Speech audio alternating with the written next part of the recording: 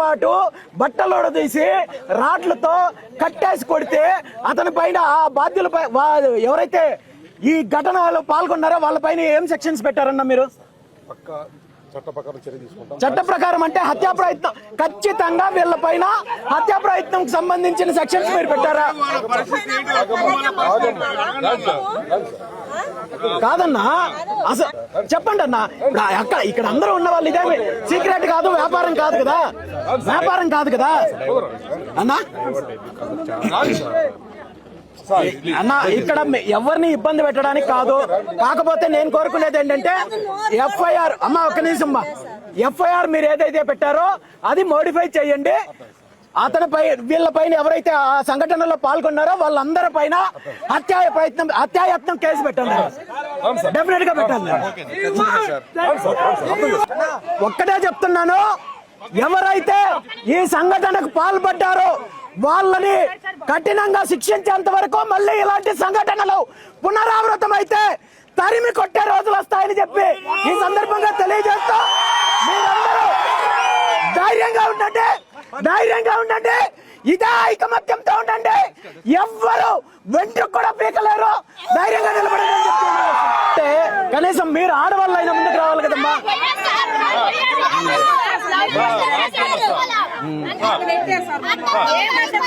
ఏం కాదమ్మా, ధైర్యంగా ఉండండి. ఖచ్చితంగా మీకు న్యాయం జరిగేంత వరకు పోరాటం చేస్తాను. వాళ్ళందరికీ శిక్ష పడేంత వరకు నేను ఫైట్ చేస్తానమ్మా. మీరు ధైర్యంగా ఉండండి. మనలో ఒక బిడ్డకి అన్యాయం జరిగింది అని తెలిసి మీరందరూ ఏకతాటి మీదగా ఈ రోజు ఇక్కడ నిలబడ్డారంటే ఈ రోజు మన సమాజంలో రావాల్సిన మొట్టమొదటి మార్పు, ఐకమత్యము ఈ రోజు ఇక్కడ కనబడుతోందని చెప్పి దానికి మీ అందరినీ అభినందిస్తున్నాను. ఎందుకంటే మన మీద దాడులు చేస్తున్నా, మన మీద గొడవలకు వస్తున్నా, మన బిడ్డలు ప్రాణాలు తీస్తున్నా వీళ్లకు ఐకమత్యం ఉండదు, వీళ్ళు ఏమి చెయ్యలేరు అనే మదంతో, గర్వంతో ఈరోజు రాష్ట్రంలో మన బిడ్డల పైన, మన వర్గాల పైన అధికారం అండతో విచ్చలవిడిగా మనం ఏమైనా చేయొచ్చు, దాడులు చేయొచ్చు అని చెప్పి కండకావరం ఎత్తి ఇలాంటి దాడులు చేస్తుంటే వాటిని తిప్పి కొట్టాల్సిన అవసరం ఉంది, వాటికి సమాధానము చెప్పాల్సిన అవసరం ఉంది అనేది ఈరోజు మీ అందరూ ఐక్యంగా చేస్తున్న పోరాటము చెప్తోంది. ఈరోజు ఈ రాష్ట్రంలో బీసీలకు రక్షణ కల్పిస్తాము, మేము అధికారంలోకి వస్తే బీసీ రక్షణ చట్టం తీసుకొస్తామని చెప్పి హామీ ఇచ్చి అధికారంలోకి వచ్చిన ఈ 20 నెలల కాలంలో బీసీలకు రక్షణ చట్టం గురించి కనీసం పేరు కూడా మాట్లాడని ప్రభుత్వము, ముఖ్యమంత్రి చంద్రబాబు నాయుడు గారు ఈ రాష్ట్రంలో బీసీల పైన జరుగుతున్న దాడులకు, హత్యలకు సమాధానం చెప్పాల్సిన అవసరము, ఆ బాధ్యత ముఖ్యమంత్రి గారికి ఉంది.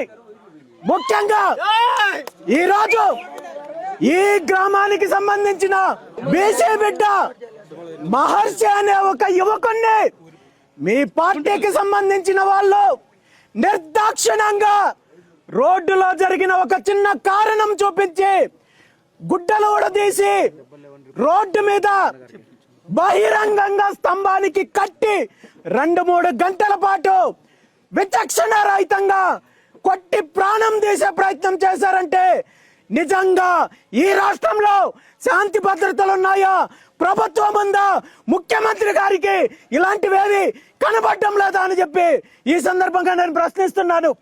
ఇదే దాడి, ఇదే తిరుగుబాటు మీ వర్గాల మీద, మీ అధికార పార్టీ మీద మా బీసీ బిడ్డలు తిరగబడితే మిమ్మల్ని తరిమి రాష్ట్రం దాటి కొట్టే రోజులు వస్తాయని చెప్పి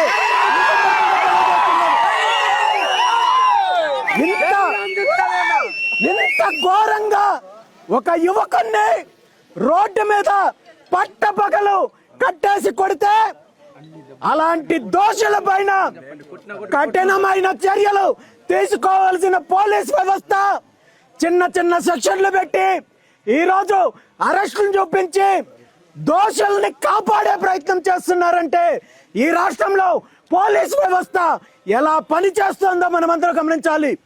ఈరోజు నిజంగా ఒక్కటే తెలియజేస్తున్నాను, ప్రకాశం జిల్లా ఎస్పీ గారికి ఒక్కటే డిమాండ్ చేస్తున్నాను. ఎవరైతే ఈ దాడిలో పాల్గొన్నారో వాళ్ళందరి పైన హత్యాయత్నం కేసు నమోదు చేసి వెంటనే వాళ్ళని అరెస్ట్ చేసి బహిరంగంగా శిక్షించాలని చెప్పి డిమాండ్ చేస్తున్నాము.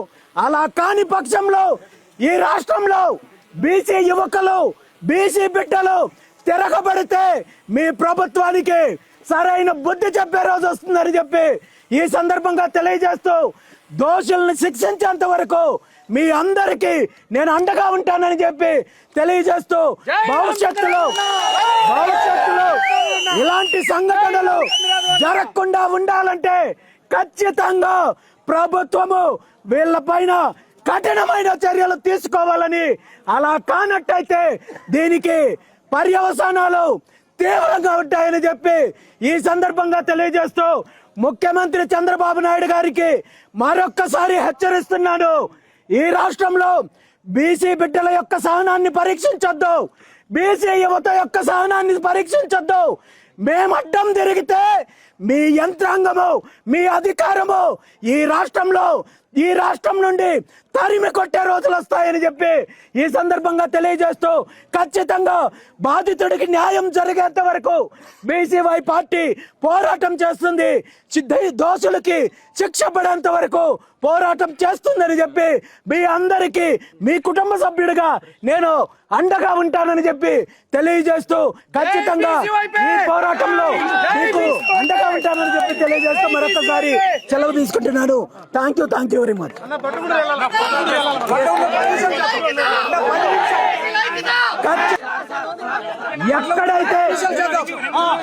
ఎక్కడైతే మన బీసీ బిడ్డకు అవమానం జరిగిందో, హత్యా ప్రయత్నం జరిగిందో అక్కడికి వెళ్ళి నిరసన కార్యక్రమం చేస్తున్నాను. నాతో పాటు మీరందరూ కూడా కథలు రావాలని చెప్పి తెలియజేస్తున్నాను. Thank you.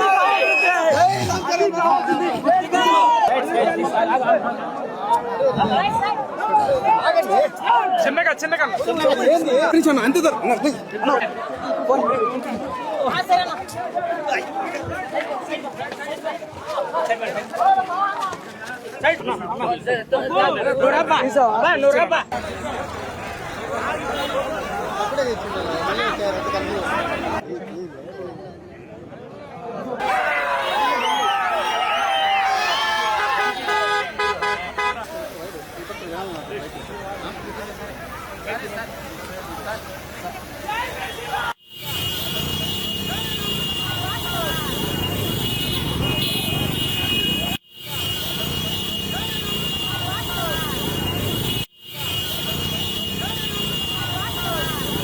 అమ్మా నమస్తే.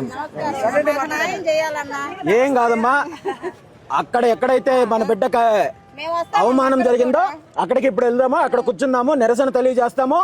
భవిష్యత్తులో ఇప్పుడు వాళ్ళు ఎవరైతే ఈ దాడిలో పాల్గొన్నారో వాళ్ళను చూసి ఇంకొక 2 తరాలు మళ్ళీ ఇలాంటి సాహసం చేయకుండా ఉండాలి. వెళ్దాం రండి.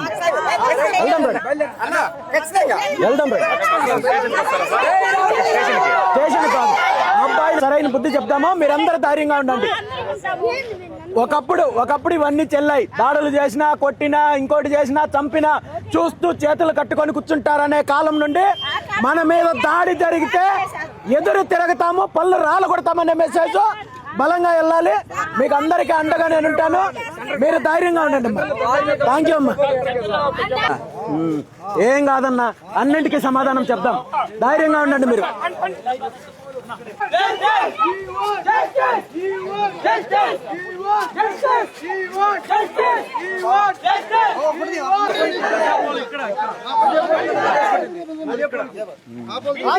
నాయకత్వం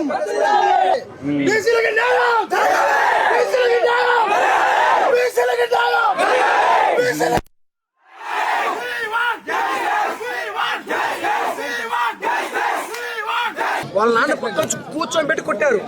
అంత అరాచకం. వాళ్ళ నాన్న కూడా వణుక్కుంటే భయపడి అందరూ ఫోన్ చేసుకున్నాడు. మీరు ఆగో మా ఆయనే చెప్పండి, ఒక్కరు చెప్పండి. అంత మాకు విషయం 5:30 టైంలో తెలిసింది సార్. మేము కోడిగుంపుల్లో ఉన్నాము. సొంత మా బాబాయ్ కొడుకు తమ్ముడు. మా బాబాయ్ అండి దగ్గరికి కూడా వెళ్ళలేకపోయాడు. ఎవరు వచ్చి అడిగినా అక్కడ అసలు ఎంత వాళ్ళు నరరూప రాక్షసుల వాళ్ళు, మామూలు మానవ జాతి అయితే కాదు వాళ్ళు. మాకు చాలా ఇబ్బంది అయిన పరిస్థితులు ఉన్నాయి అక్కడ. మనకు ఇమీడియట్ టైంలో అక్కడ పోలీసులు మనకు వచ్చి ఆ అబ్బాయిని కాపాడారు.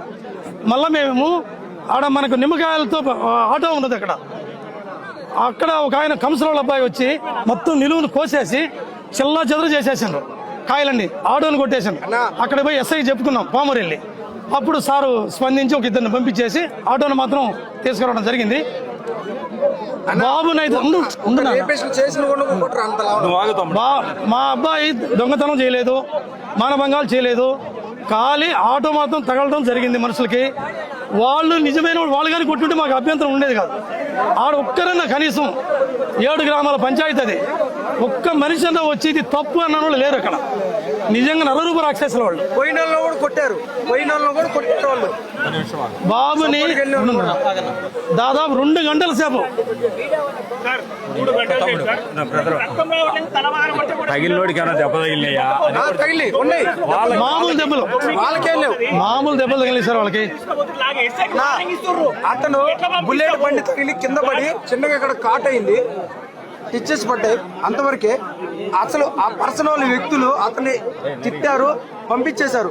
మిగతా సంబంధం లేని విషయాలు అందరు కట్టేసి కేవలం సార్ వాళ్ళు కులాంకారంతో చేసిన పని అది. కామెంట్లు కూడా ఉన్నాయి. వీళ్ళు చిన్న కులస్తులు, వీళ్ళు ఏం చేయలేరు, మమ్మల్ని ఏం చేస్తాడు చూసుకుందామని కామెంట్లు కూడా ఉన్నాయి. బొట్లగుంటూరులో కావాలని మమ్మల్ని ఎవరు టచ్ చేయలేరు అని చెప్పి చూపినికి మనిషి కామెంట్లు కూడా కొట్టడం కోసం ఇదంతా చేసిర్రు. పక్కన ఉంటే మా కోసం మా మీద పోతే మా వాడు అంటే కొడుతుర్రు సార్. ఇన్ టైంలో పోలీసులు కూడా రియాక్షన్ తీసుకోవట్లేదు. పోలీసులు ఇన్ టైంలో మనకు రక్షించగలిగిన వాటిని బతికిండు కానీ లేదంటే బాబు బతకడు. వాళ్ళు చంపేయాలనేది వాళ్ళ ఉద్దేశం. ప్రతి ఒక్కరు బట్లగుంట సెంటర్ లో నిలబడాలంటే భయపడతారు. ప్రతి ఒక్క వ్యక్తి కూడా ఏ వ్యాపారం కూడా ఎవరు పెట్టలేరు. వాళ్ళంత సెంటర్ లో మెయిన్ ఉంది. మనం అదే బట్లగుంట సెంటర్ లో ఇప్పుడు నిలబడతాం మన బీసీల కోసం. సార్ ఈ తర్వాత ఎవరైతే ఈ దాడిలో పాల్గొన్నారో, ఎవరైతే కట్టేసి కొట్టారో వీళ్ళ పైన అన్న వాళ్ళు జైల్లో ఉన్నారు. ఎంతమంది? 10 మంది.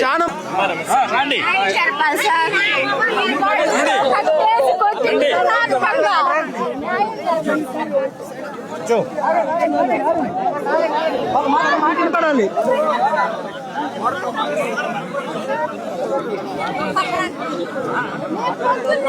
మైక్ పెట్టినట్లేదా? లేదు.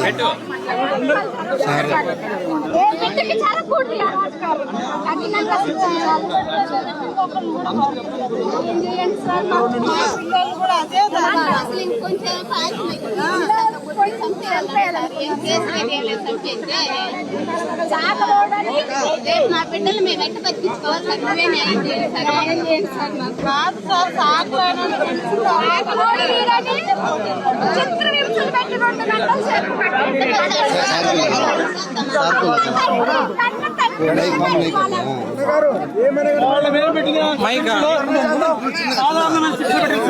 వాళ్ళు 307 పెట్టాలన్నా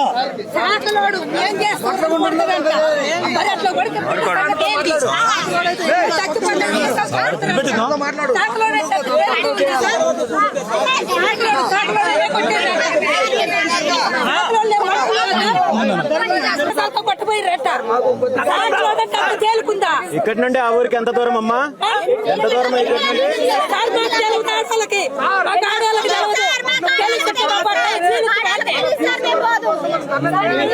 10 నిమిషాలు ఊరెక్కడ వస్తుంది? 3 కిలోమీటర్లు. మీరు అందరం వస్తాం. ఇప్పుడు మా అబ్బాయి ఎక్కడైతే కొట్టిందో